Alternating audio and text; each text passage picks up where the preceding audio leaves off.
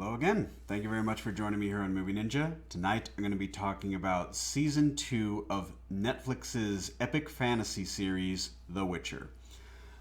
The Witcher Season 1 gave us all the foundations for the characters and the world that we now are a little bit more familiar with. Season 2 builds very well, I thought, on those foundations. In Season 1, we have a very unstable continent. Nilfgaard is pushing forward, trying to dominate as much of the rival kingdoms as possible. The Brotherhood and its various magical machinations working both inside and against the interests of the various kingdoms that they employ themselves for. And now we have a season that is primarily, not entirely, but primarily focused on the story of Ciri and Geralt. Season 1, we were introduced to Geralt and Yennefer, and we saw how their stories intertwined and built into the season that we have now. Season 2 builds, like I said, primarily upon the story of Ciri. Who is this child of destiny? What does she have to do with the time of the wolf and the prophecies of several high, powerful, magical characters? And what exactly are the limits of her power, and how will they shape the future of the continent? This story, every single thing refers to it. Every single intrigue, every single action scene refers to Ciri, her development, her endangerment, and it moves us all the way from, as it should, as a good bridge point season.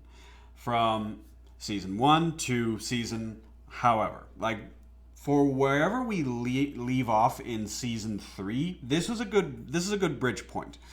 There were a few things that that did make me sort of scratch my head. It's very difficult, I think, nowadays to just judge something if you're familiar as an adaptation, to judge something without referring to the source material, for good and for bad, possibly. Now, there were a few plot points that I didn't particularly appreciate. One was just how compressed this season in particular was. I actually didn't have a problem with the way that season 1 was chronologically laminated, because it watched like one would read a book. Events happen out of order, and they are structured that way to provide better context for future character inclusions and for future payoff of certain plot points. Season 2 does a decent job with this as well, but in some ways I feel that the story compression also possibly interfered with certain character developments, especially given the sheer number of plots that we have going on. As I said, the main plot focuses on Ciri and what she is capable of and why she has the power that she possesses. Geralt and the other Witchers at Kaer Morhen, in their own way, they protect her and try to build her into a strong, self-sufficient kind of Witcher. I have to say kind of Witcher, because it's no one's intention when Geralt brings her there to actually turn her into a monster hunter.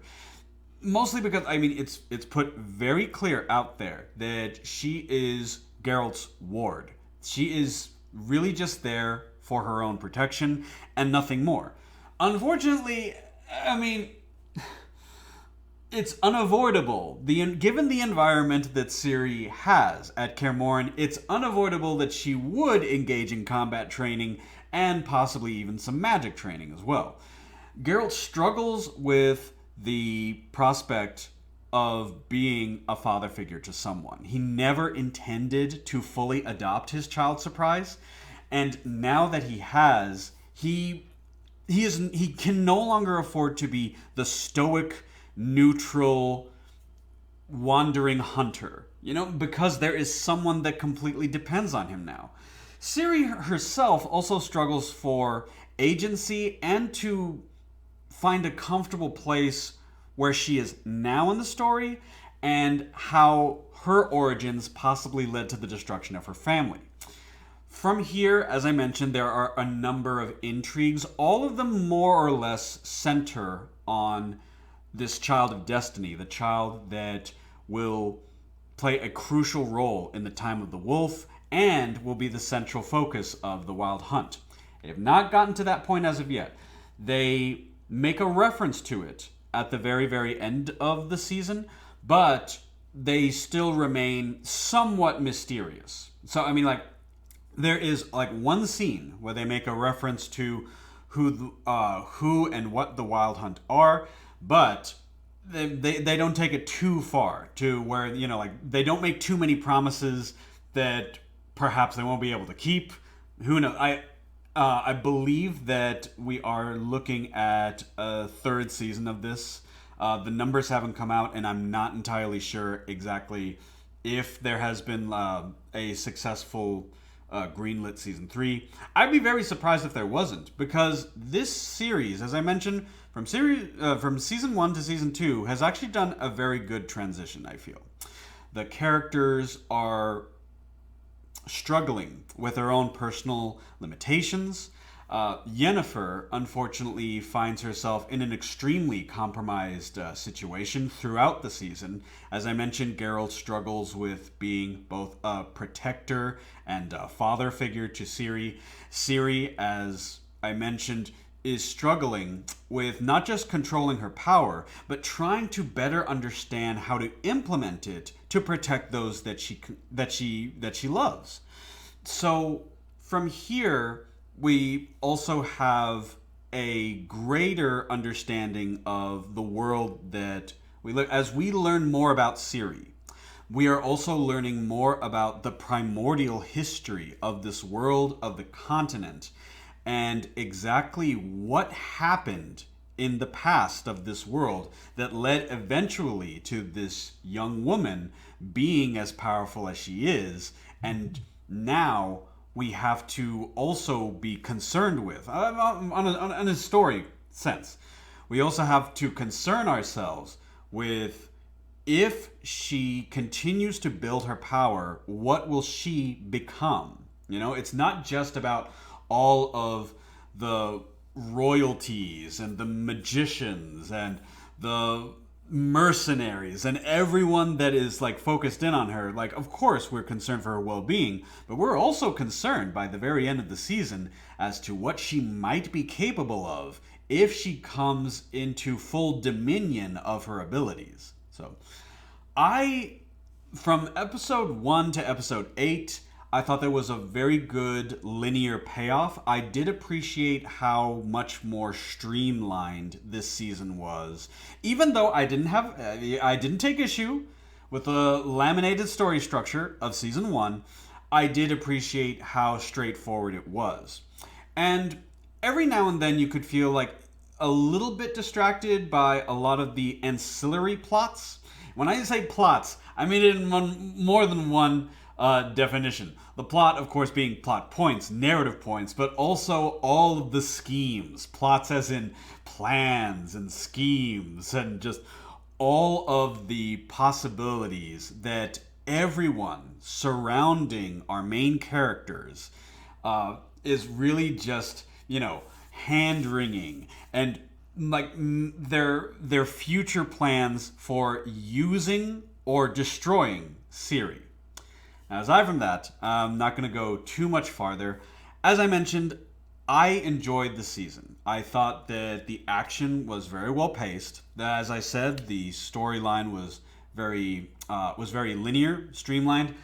If there were some things that I would have changed, it did seem a bit compressed in places. Now, some people are going to be like cynical, like, oh, really, this adaptation seemed like a bit too compressed, and then they're going to go on to complain about how, like, that is horrible and just ruins everything. I'm very flexible when it comes to my own expectations for an adaptation.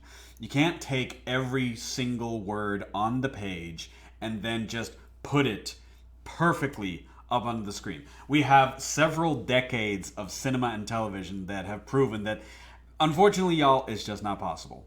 But like I said, I'm very flexible with what my expectations were. There were some things, as I mentioned, there were some characters in particular. Overall cast the overall cast was reduced by a few number. Some characters were combined with a few characters from the book, and the final revelation of who our villain is did make me raise my eyebrow. Not just because of a deviation from the storyline of both the books and even the video games, but also because I have to wonder to myself, well, how is this going to change things? I'm interested to see where Season 3 takes us. So overall, some compressed storylines and some unfortunate trimming of certain characters I wasn't particularly happy about, but I think for the most part, if you enjoyed Season 1, I think you will also enjoy Season 2. If you have no expectations because you are unfamiliar with the novels and the video games, then I think that it will be a much better viewing experience. You will have a lack of expectation based on those media. So ultimately, I still think it's a very enjoyable show, and I would recommend it to others to watch, which is what I'm doing right now. So, what about y'all? Have you seen this season? What were your thoughts?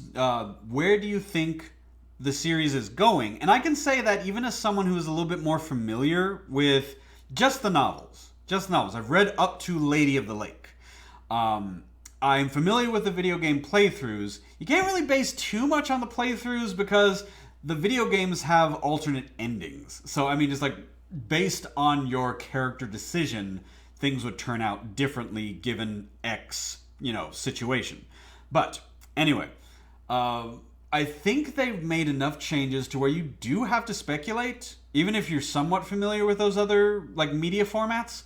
You have to speculate as to where exactly are they going with this. So, what about you guys? Have you seen the series? Did you like it? Did you not like it? Please let me know in the comments below. Thank you very much for joining me here on Movie Ninja, and I hope you have a great rest of your day.